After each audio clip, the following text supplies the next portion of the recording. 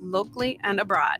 We bring you weekly guests that connect, inform, and inspire our listeners on all things service. We highlight diverse service opportunities that appeal to both Rotarians and people driven to serve in their communities. Tune in Sundays at 3 p.m. or anytime via podcast. It's time To stop searching And start serving.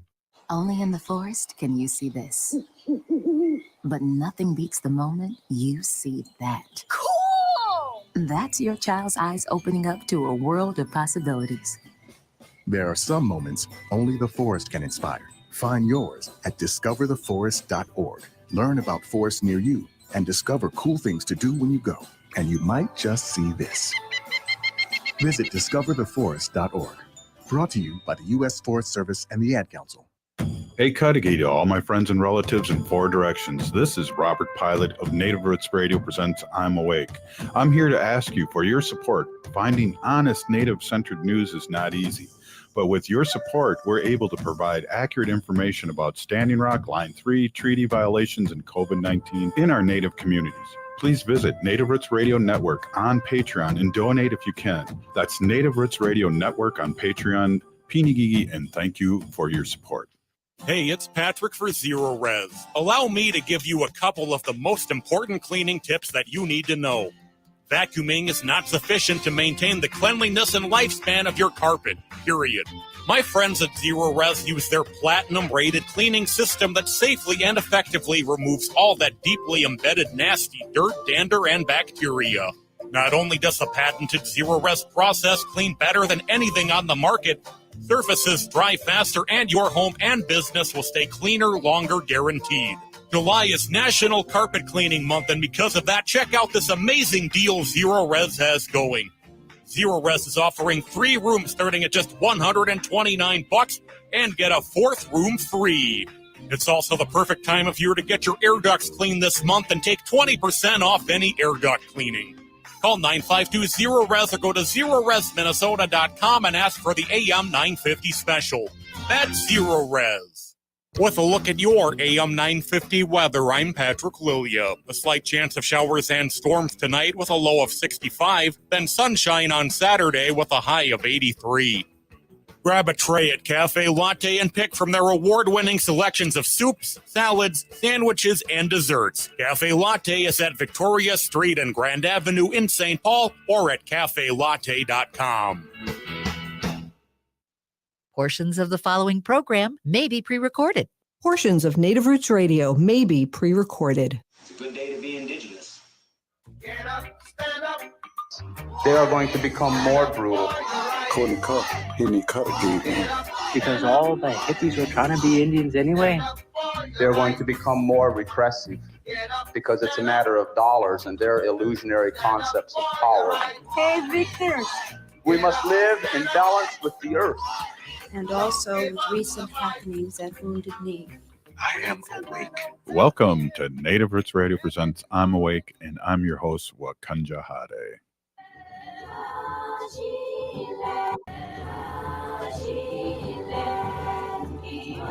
Hey, welcome back to Native Roots Radio presents I'm Awake. Welcome back to Native Roots Radio presents I'm Awake, and I'm your host, This portion of the show supported by St. Paul Public Schools, giving out signing bonuses. Check them out at SPPS.org. Signing bonuses. Check them out at SPPS.org. Used to teach high school. Hey, right on, Haley. Back in the day, and then we also have State Senator Mary Kunesh, who is also an educator in school. Mary Kunesh, who is also an educator in school. Hey, thanks a lot for stopping in. It's our Friday show. Hey, thanks a lot for stopping in. Mary Kunesh, Friday show with State Senator Mary Kunesh. Hello, my relatives. Good to be here with you. Hello, my relatives. Good to be here with you on this sweltering hot Friday afternoon. It's always great to see you. And always great it's always great to see you, and always great to talk to you. Great positive energy session, and we just had things are looking good. We are worried a little bit about things are looking good. We are worried a little bit about this global warming stuff, and the scientists are saying on the news, that all this heat is definitely really has something to do with talking more about that. We got to really it's great to have start you talking more about that and do something about it. But it's great to have you on. And on vacation so mode, you but really are not like because you're doing a on lot of vacation traveling mode, and but all these really things. not because you're doing a lot of going on, traveling State and all Senator? these things. Well, this was What's going on, State kind Senator? of a fun week. Well, this was kind of a fun week because for one day I spent visiting farms across Minnesota. Went down to Granite Falls and saw this wonderful family farm that had been in the family for 4 generations, and it was a century farm. So the family had it for well over 100 years. Tim, really great couple. Tim and Connie Velde shared, the history of their farm, and then good stewards. Really demonstrated what incredibly good stewards they are of the lands that they farm, and using really good practices. One thing I did not know is that soybeans produce twice as much nitrogen as they need.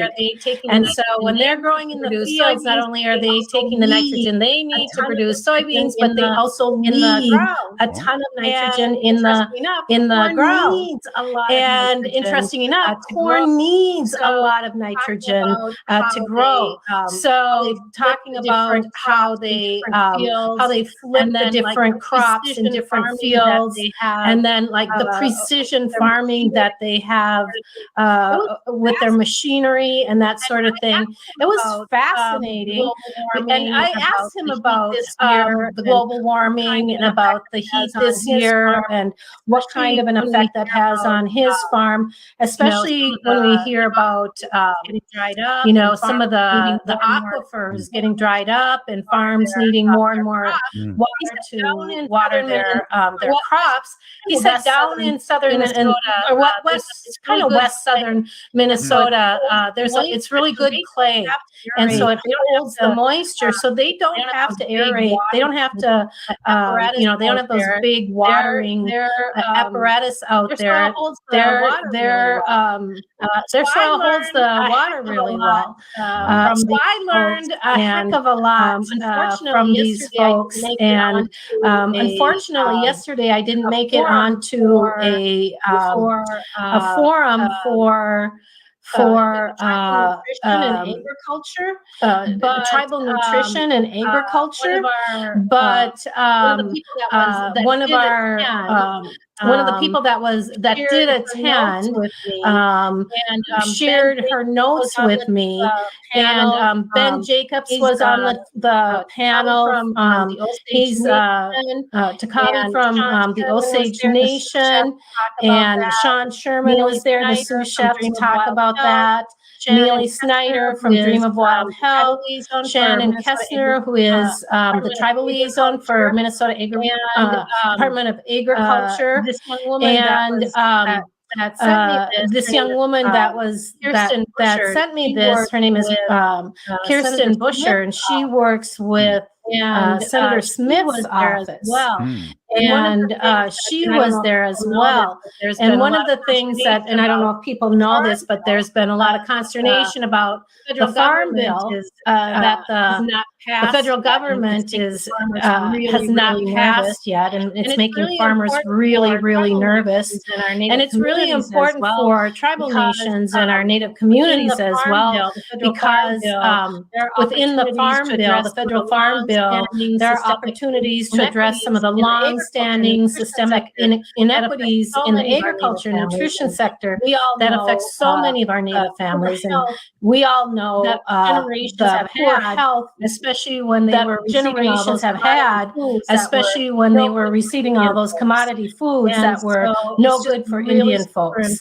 And so it's just really super important that as we go forward, we're investing in Native farms as well. So there are organizations like the Native Farm Bill Coalition. There are tribal leaders from across the nation that are working with the Indian Affairs Committee and the Agricultural Committee, because they really, really recognize the need for this in Indian country. And so Senator Smith and her office has been working with the Indian Affairs Committee to push some of her priorities, like self-governance, including the expansion in USDA, including the Office of Self-Governance to administer the programs, because oftentimes the dollars are there, but some other agency is in charge of the money, and that makes it difficult. He wants to ensure that there's better engagement with the tribes throughout USDA, and that's the United States Department of Agriculture.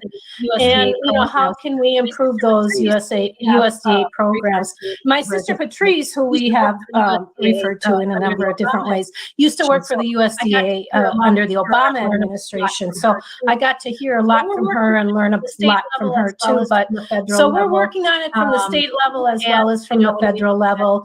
And, when we look at as Indigenous people and how we are, what we're putting in our mouth as Indigenous people and how we are feeding our hearts and our souls and our bodies and our minds. Well, and I'm glad agriculture is really so important. Well, and I'm glad too, you as being a Democratic state senator, to reach out to farmers, because it is the DFL, the Democratic Farmer Labor Union, and it's been a long-standing thing. And I think a lot of reaching out is a good thing as a Democrat, because a lot of times, this could be controversial that I'm saying this, but a lot of times the farmers vote against their own interests in a while, or what? Whether it's they haven't seen a Democrat in a while, or what. But it's great that you were out there. Farm Fest, which is an annual event here in Minnesota. Which is an annual event here in Minnesota. But I know that farmers and our people have felt somewhat left out, especially in the last few years, with all the social injustice and the issues in our metro areas. And I have served on the aid committees, both when I was in the House and now in the Senate. I really am just fascinated, and I really do love agriculture and farms. And so we are getting out to as many farms as we can and listening to some of the other organizations and businesses that work with the farmers to see how we can better support them, and looking at those family farms, as well as how we can encourage and support new farmers, young farmers, to come back and work on those family farms, because it's a lot of work. It's a lot of money to run a farm. It's a lot of work, but with the right kind of support, I would like to see more of our Indigenous folks doing that, as well as other people that are really interested in farming in Minnesota. Hey, we're here with State Senator Mary Kunesh, and we're going to take right on. Hey, we're here with State Senator Mary Kunesh, and we're going to take a quick short break here and just have another conversation about what's going on here in the state of Minnesota and all over Turtle Island. You're listening to Native Roots Radio presents I'm Awake, and we'll be right back after this. Hey, Olgama, I've been hearing a lot about this term, climate justice. What is that? Climate justice is recognizing that the negative impacts of climate change don't affect all people equally. It also means transitioning from a fossil fuel-based economy to a more sustainable future. MN350 is one of the groups that's pushing for this transition to protect our futures. You can even get involved too. That's great, especially since I'm concerned about pipeline projects like Line 3. How can I help MN350? Just find them on Facebook or visit mn350.org. Your neighbors are talking about the Blue Line extension, connecting North Minneapolis, Crystal, Robbinsdale, and Brooklyn Park to the light rail transit system. The Blue Line allows us to actually connect people in real time to this community. Instead of bypassing it, they're going to stop and shop. They're going to stop and play. They're going to stop and work. Blue Line is a connector. Hear more of this story and others at yourblueline.org.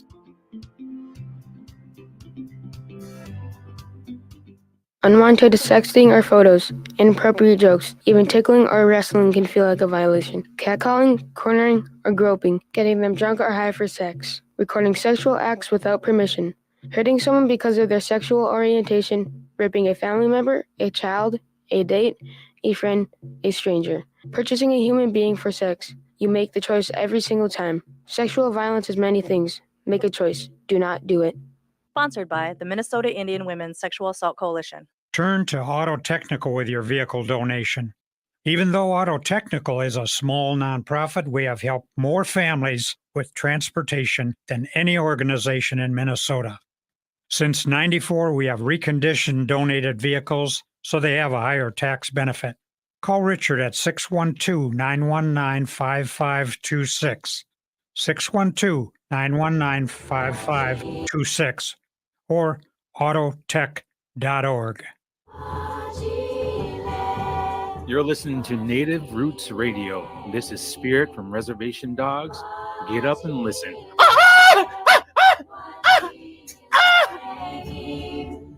Welcome back to Native Roots Radio presents I'm Awake, and this is Robert Pilot.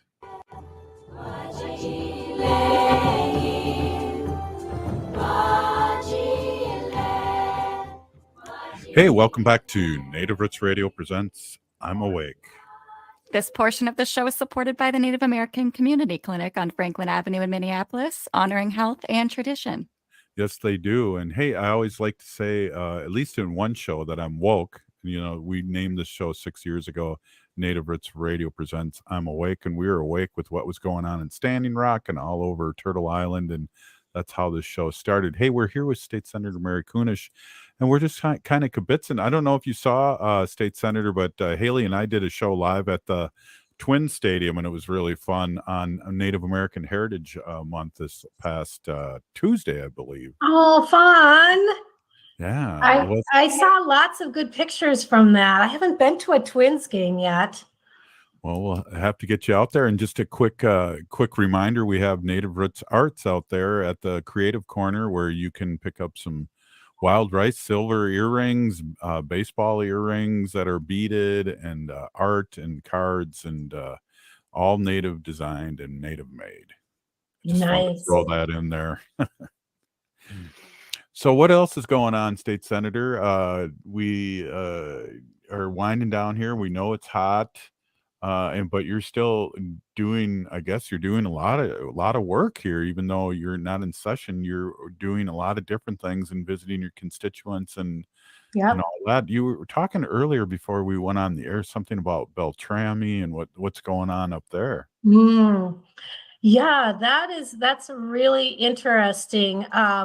Here in Minnesota, in one of our counties, Beltrami County, the tribes have been trying to retrieve some of the sacred artifacts that belong to that community. And apparently the Beltrami County Historical Society is in favor of doing that. So many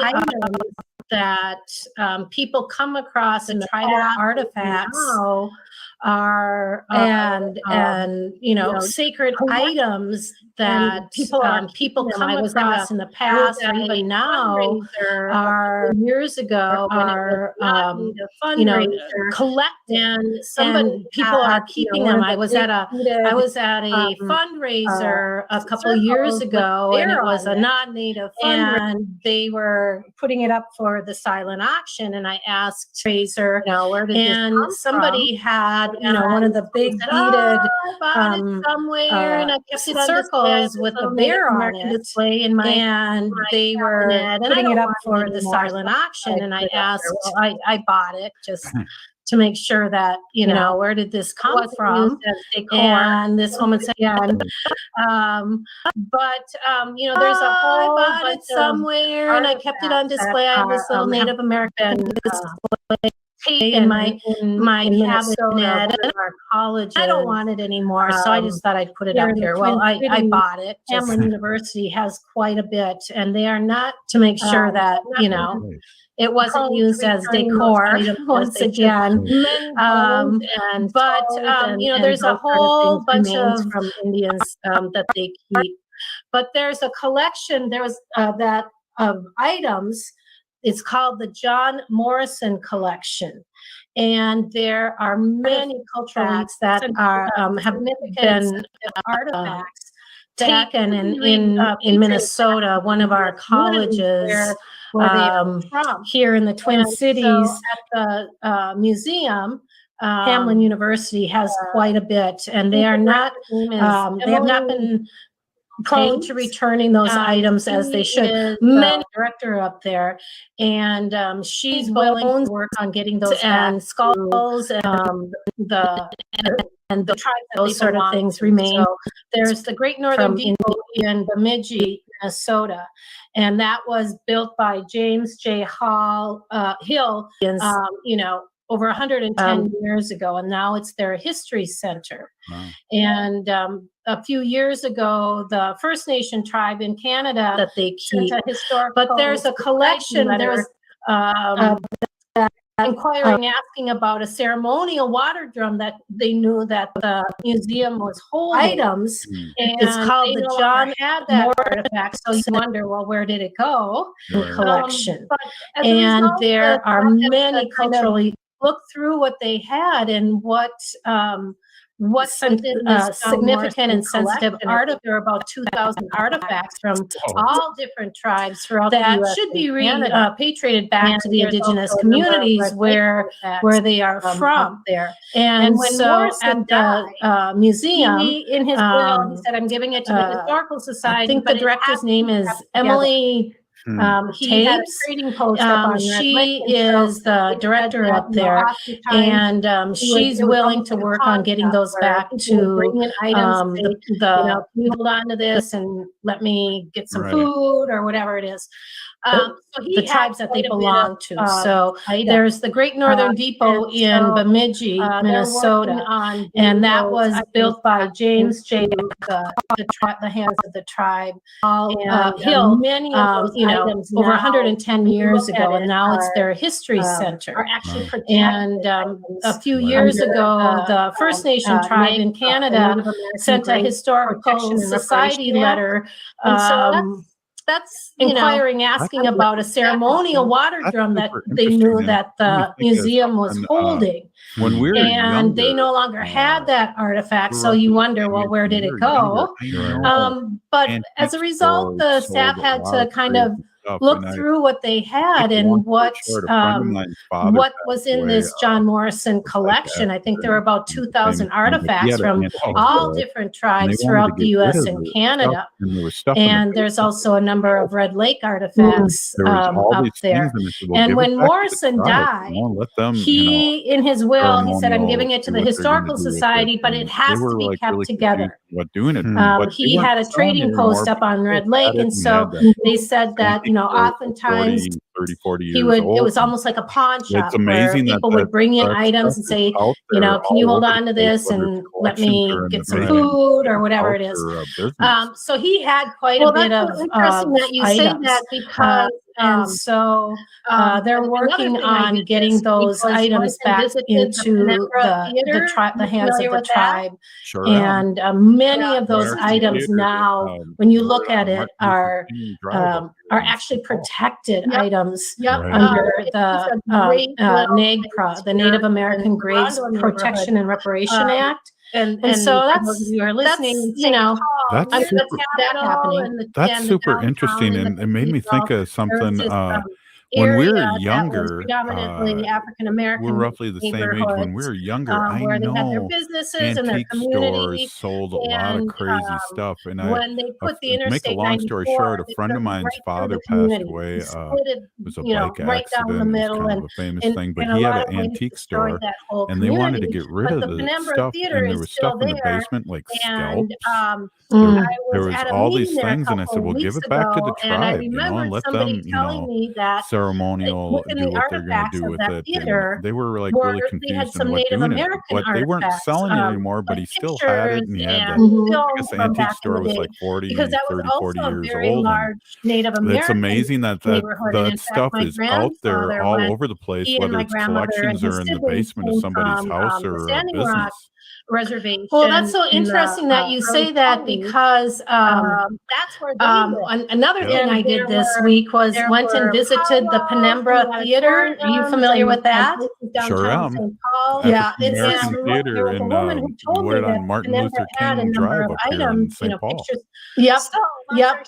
It's just a great little place here in the Rondo neighborhood.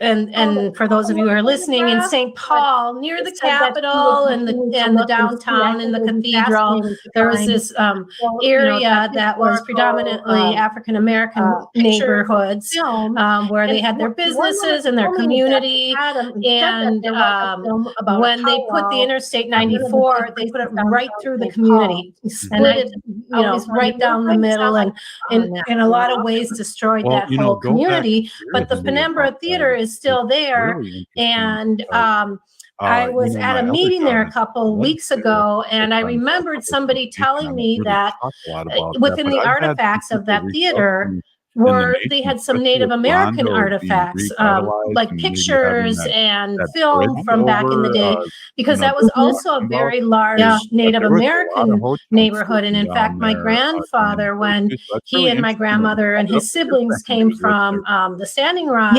Reservation in the early 20s, that's where they lived. Yep. And there were powwows in the auditoriums and places downtown St. Paul. And there was a woman who told me that the Penumbra had a number of items, pictures. So, long story short, I had a meeting there and met with the archivist there, and she found a couple of photographs, but said that she would continue to look and see. I think it would be fascinating to find that historical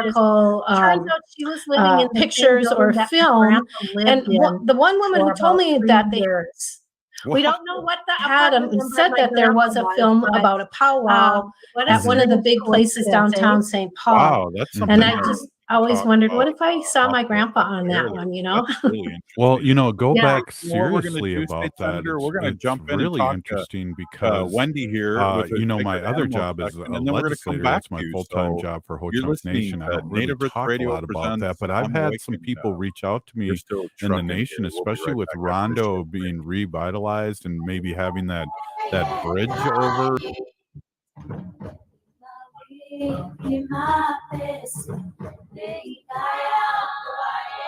J&S Bean Factory is a native-owned, community-supported, cozy, artsy coffee shop which offers roasted on-site beans, live music, and baked goods. Relax in the beautiful outside patio. City Pages writes, voted top 10 coffee shops. Tucked into a quiet corner of St. Paul's Highland Park neighborhood, this coffee shop roasts beans on-site from the best coffee-growing countries in the world. Located at 1518 Randolph Avenue, St. Paul. The good stuff. Minnesota has the only original wolf population in the continental United States. And 80% of Minnesotans believe the wolf should be protected. Howling for Wolves is asking Minnesotans to respect our true wildlife manager, the wolf. Their survival is critical to our ecosystems, our communities, and even our economy. As highly intelligent animals with strong social bonds, Minnesota wolves deserve to be protected and admired. Learn more at howlingforwolves.org. Let's live and let howl. Minnesotans age 65 plus might qualify for Health Partners Minnesota Senior Health Options. The plan includes personal support, coverage for medical, prescription drugs, and dental, plus over 30 extra benefits. Eligibility information is available at healthpartners.com/oneplan. Health Partners is a health plan that contracts with both Medicare and the Minnesota Medical Assistance Medicaid program to provide benefits of both programs to enrollees. Enrollment in Health Partners depends on contract renewal. Hi, Matt McNeil for Rudy Luther Toyota. You've heard me talk about the Rudy Luther Toyota We Buy program. Now hear from someone who's actually done it, me. Our kids' car, the 2006 Toyota Sienna, served us well for 17 years, but it was finally time to say goodbye. The We Buy program is really simple. I gave them some basic information. We set up an appointment, and after a quick verification, they gave me an estimate and a check, and they made me a generous offer. It was that fast. See for yourself. Try the Rudy Luther Toyota We Buy program at rudyluthertoyota.com. There really is no place like home. Hi, I'm Mary T. of Mary T. Home Health. When you're faced with an illness or an injury, being able to stay at home and receive care is important. Our home health offers a wide range of services, including skilled nursing, physical, occupational, and speech therapies, aides, homemakers, in-home respite care, and 24/7 live-in care. We'll work closely with your primary care provider to come up with an individualized plan for you. Learn more today at marytinc.com. July is the annual store-wide sale at Woodland Stoves and Fireplaces. Come see our diverse selection of wood, gas, or electric fireplace products for indoor and outdoor living. And right now, Woodland Stoves and Fireplaces can assure you the best price of the season on every product in the store. Let Woodland Stoves and Fireplaces help you choose and experience the joy of sitting by a fire. Summer is a great time to install your fireplace. You can find your perfect fireplace and have it installed and ready before the cold weather hits again. If you already have a wood fireplace, consider a fireplace insert. Come and see the entire selection at Woodland Stoves and Fireplaces on East Franklin and Riverside in Minneapolis. They will create a fireplace that works for you. Efficient, clean burning, and environmentally smart. Woodland Stoves and Fireplaces, since 1977, out of the ordinary products and services to make fire work for you. With a look at your AM 950 weather, I'm Patrick Lilia. A slight chance of showers and storms tonight with a low of 65, then sunshine on Saturday with a high of 83.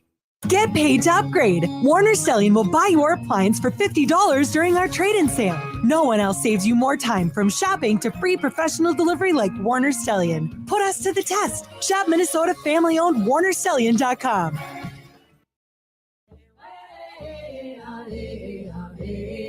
Hi, I'm Jane Fonda, and you're listening to Native Roots Radio.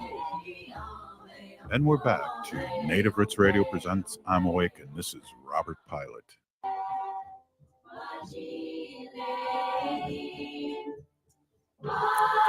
Hey, welcome back to Native Roots Radio presents I'm Awake, and I'm your host, Robert Pilot. This portion of the show is supported by Howling for Wolves, protecting wolves for future generations. Hey, we're going to get back to State Senator Mary Kunesh here in a moment, but I want Wendy to jump in here when we get a second here. Wendy's an animal advocate, and she has been my rock here on the show for the last 6 years, and she brings up our sacred animal portions of the show. So, hey, let's take a quick listen to Wendy's report. Take it away. Thank you, Robert. As always, thank you very much. Hey, everybody. My name is Hanaji Hihani. That means cares for them. I was given that name by my Dega Curtis. Curtis goes by Mashke Hanajingo, which means walks on white clouds. I'm a humane policy volunteer leader at the Humane Society of the United States, and I work on animal issues at the local and state level. And it's always my pleasure to do that. Today, I want to talk to you about how you can get involved in getting in touch and engaged with your local officials, your city council members, your House representative, and your senators in order to help animals or for anything that matter, really. So I'm going to start at the beginning. You know, I've always loved animals. As a small child, I always loved animals, and I always had pets when I was a kid, and I always loved them very much. And as a young adult, I volunteered walking dogs at the local shelter, cleaning kitty litter, helping with cat and dog adoptions. It was always fun to do, but it was also hard. At times, it was really hard. You know, I remember seeing dogs coming in that were abused, and it was really hard to see. You know, I remember a woman who surrendered her cat because she was redecorating her house and the cat didn't match anymore. So she wanted to get rid of her cat and get a cat that matched her new decor. So really early on, I saw a lot of unbelievably horrific things that people could do. But Robert and I, we got married 22 years ago, the end of June. And I think it was in September, Robert and I were coming home, driving down the highway, and we needed cat food. We had a cat at home who was my cat, Clyde. And we stopped into a pet store. We stopped into the pet store.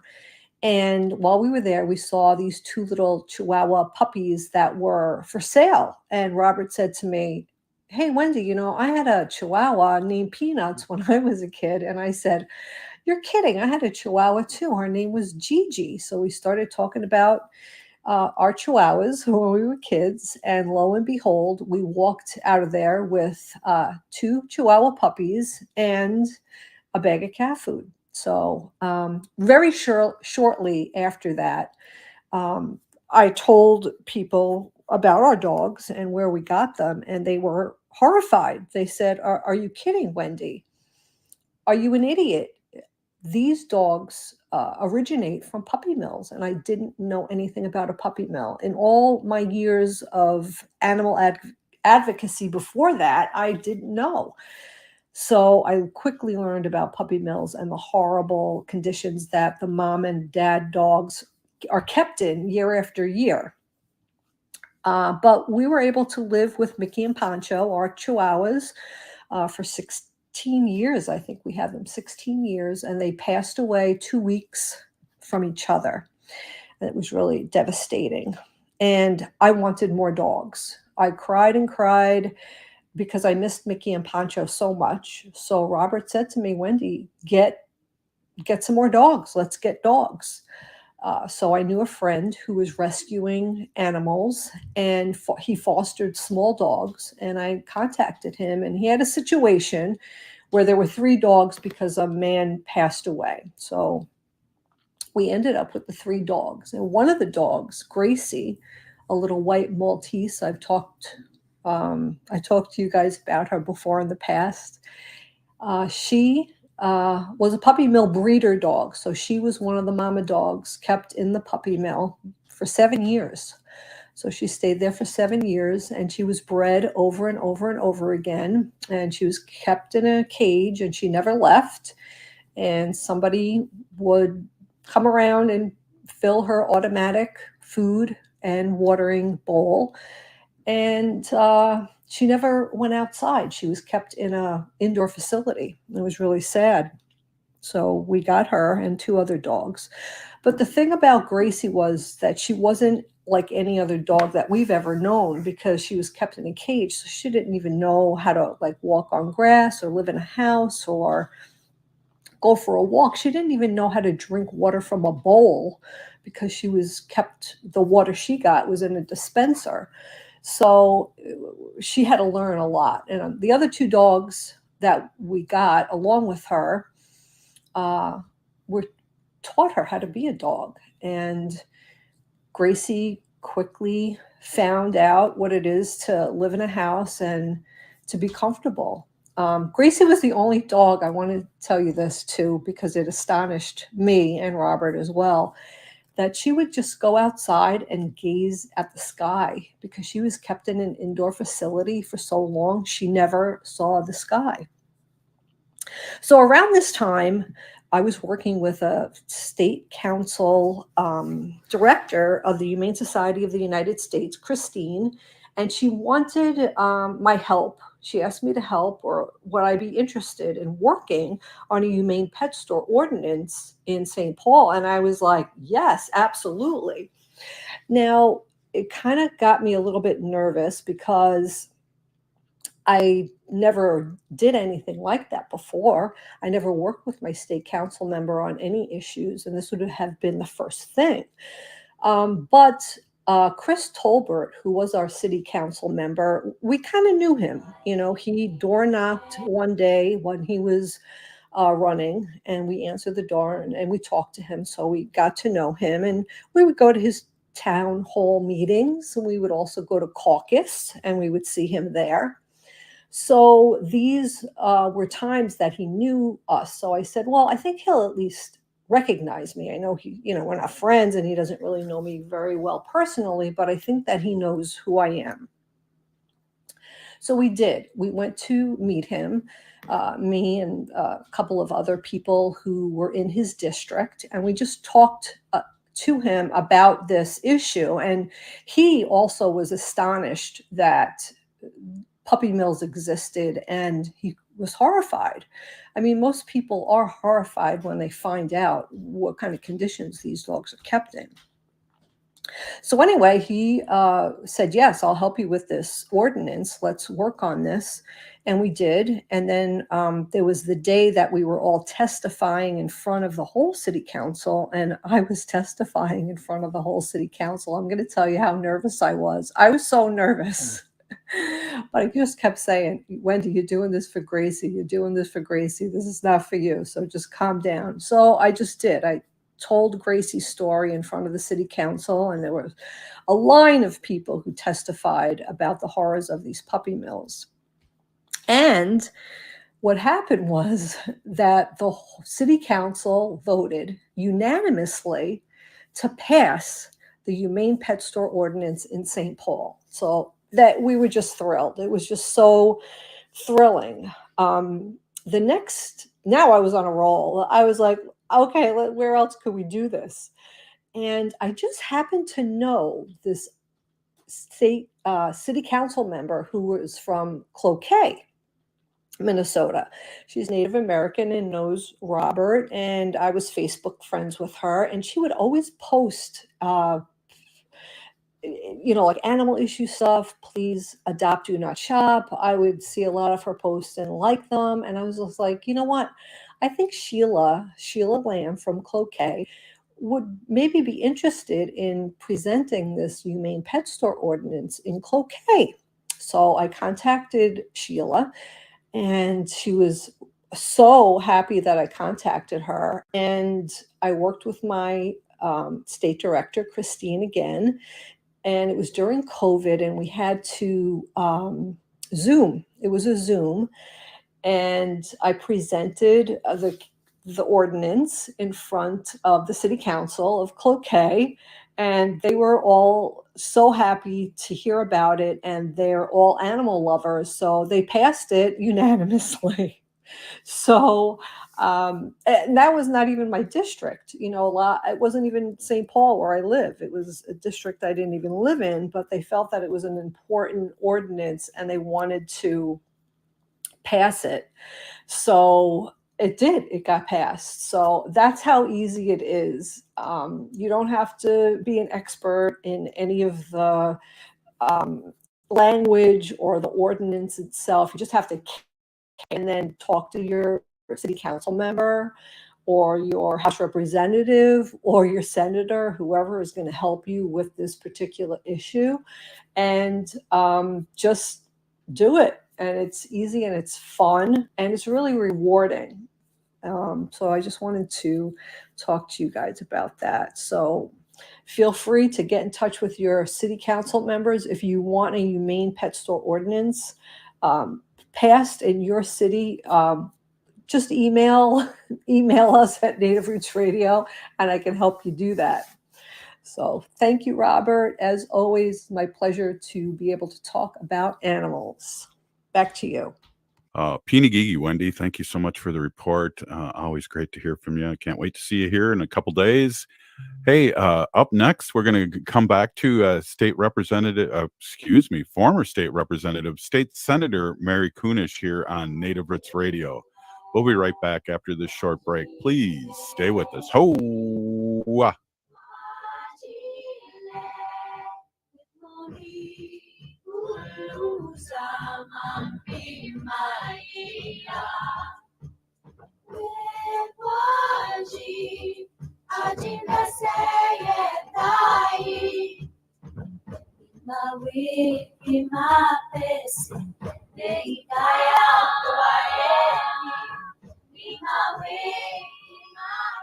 Hey, Olgama, I've been hearing a lot about this term, climate justice. What is that? Climate justice is recognizing that the negative impacts of climate change don't affect all people equally. It also means transitioning from a fossil fuel-based economy to a more sustainable future. MN350 is one of the groups that's pushing for this transition to protect our futures. You can even get involved too. That's great, especially since I'm concerned about pipeline projects like Line 3. How can I help MN350? Just find them on Facebook or visit mn350.org.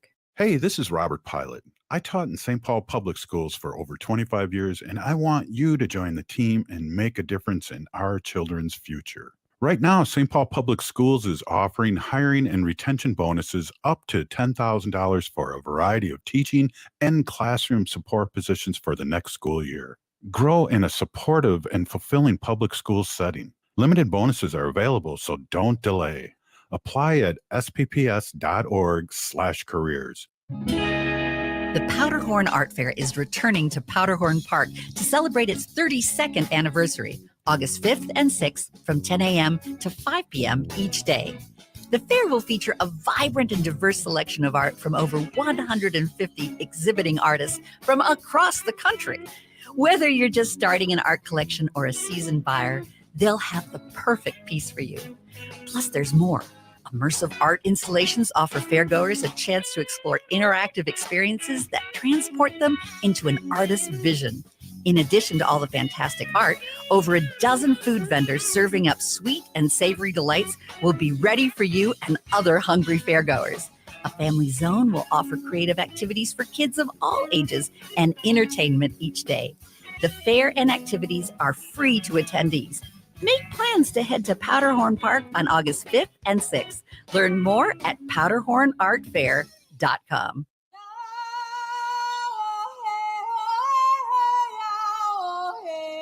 This is Leonard Peltier. I am in Coleman 1, U.S. Penitentiary, and I'm listening to Native Roots Radio. And we're back to Native Roots Radio presents I'm Awake, and this is Robert Pilot.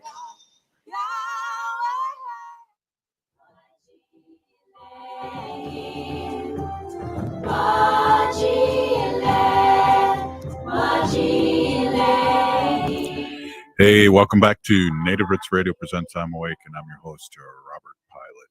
This portion of the show is supported by the Minnesota Indian Women's Sexual Assault Coalition. Say, we got State Senator Mary Kunesh on here, and I just want to give a quick shout out to Wendy. What a great segment, Pinagigi Wendy, and I'll be seeing you in a couple days. I'm excited. Hey, State Senator, welcome back after your short little break there, and listening to Wendy. We're going to end up here. I want, and I always remind myself when I hear Wendy's voice is that I always ask the guests what they want to talk about. She always tells me that. So with this last quick segment, this little 9-10 minute segment, what would you like to talk about? Well, I want to ask for some help from our constituents out there in Minnesota. We need some folks to sign up and volunteer to serve on a board as a board and a commission. It is the reward account for information on missing and murdered Indigenous relatives. There's an advisory group. And it's newly established. Representative Koslowski and I passed bills this year to create this reward fund to provide incentive for information leading to the arrest or the conviction on cases that are involving our missing or murdered Indigenous women and girls and Two-Spirit, but also, when our men and our boys go missing too, this would be an opportunity to use that. And I think we have heard time and time again for the last 6 years or so how our Indigenous women and girls and Two-Spirit folks face violence at alarming rates, and it continues. So this past year session, Representative Koslowski and I put together a reward fund to be housed in our missing and murdered Indigenous relatives office. within that whole what we need now is to have people to serve on that, so that when it's being allocated, those dollars, are going out in a good way, and that we have people that will sit on that board and decide, what are the guidelines, what are the payment look like, how can the office use those dollars to do the work that they need to do. And so we are looking for folks to sign up to be on that commission. You can go to the Secretary of State's office of the Minnesota Secretary of State, and look for, I just put it in the chat there. Maybe you can get that out to the people. And we really do need other folks to serve on that as well. And some of those dollars that are going to be put into that reward fund will come from a license plate, an MMIR license plate that will be coming out in January here in Minnesota. There are a couple of our tribes have their own, but this is one that will be available to all Minnesotans. They pay a fee, and then a large portion of that fee will go into this fund, and it will help to maintain that fund and the office. And we need people to volunteer. But I would suggest anyone and everyone listening here in Minnesota pay attention to the Secretary of State's Office of Commissions. There are so many commissions that we need help with, opioids, education, the new emblem and flag for Minnesota. I think that one is closed. I think there are just tons of them that are always available, and keep your eyes open. You can get reminders, and it's just a really great way to be a participant and have a voice in what happens in Minnesota. Well, that's a great idea. I'm going to look that up and register for something. Not that I don't have enough time. What? So how many people are you looking for, or is there a lot of people? Is there any compensation? How do you know anything about that? I do believe that there is. They don't pay you, give you a stipend for your time, but oftentimes they will reimburse you for gas and mileage. If you come from a distance and you have to stay overnight, they might pay for your hotel. Some of the committees also provide funds, like if you have to pay a babysitter to watch your kids so you can attend. We wanted to look at all the different things, the barriers that might keep a person from participating.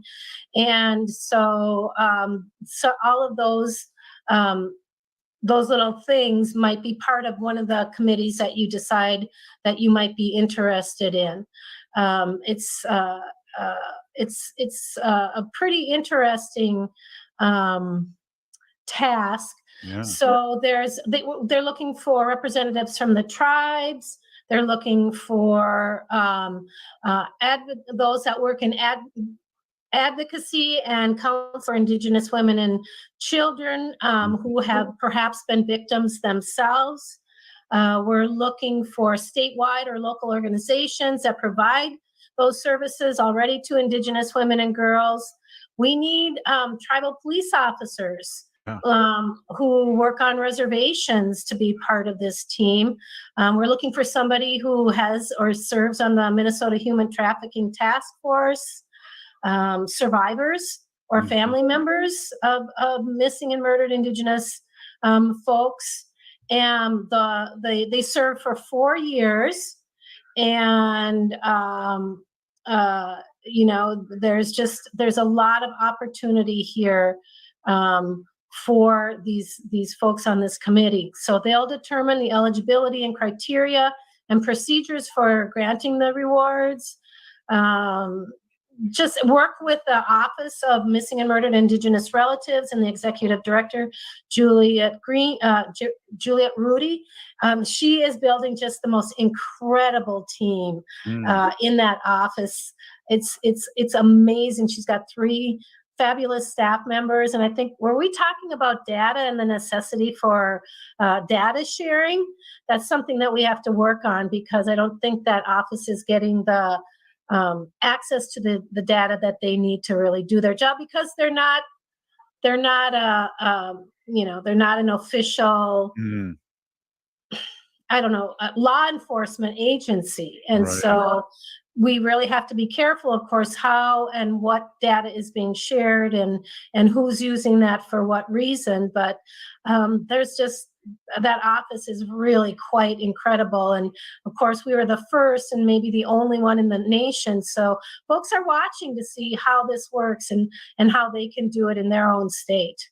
Yeah, they definitely are. And I know by talking to people, and there's a couple of legislators from Ho-Chunk that are on the task force in Wisconsin, and they're trying to make things happen there. It's an uphill battle, a lot of times with the Republicans, and but yeah, great work. I mean, great work on this, and great work on everything that's been happening. We are the jewel of the United States with the trifecta. I think we've gotten so much great bills passed, and it's all because you guys have the tenacity and kept on running and not been discouraged. I know you're always positive, but sometimes we've talked in the years past when there was more Republicans in the Senate, and I just thought, gosh, this has got to be draining, and really, and now you've been able to really do all these bills.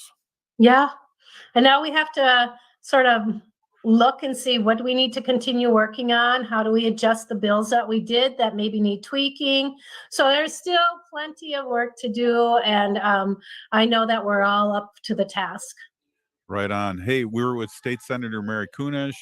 Peeny Gigi, thank you. Thank you, Wendy, for your segment, your Sacred Animal segment. Thank you, Haley, as always, for producing the show. If you're listening to the show, you're part of the resistance from Chief Plenty Coops. The ground in which we stand on is sacred ground. It is the blood of our ancestors. We need to resist, divest, join a group, run for office. We're still here. We are the 7th generation. Free Leonard Peltier. Now. Now.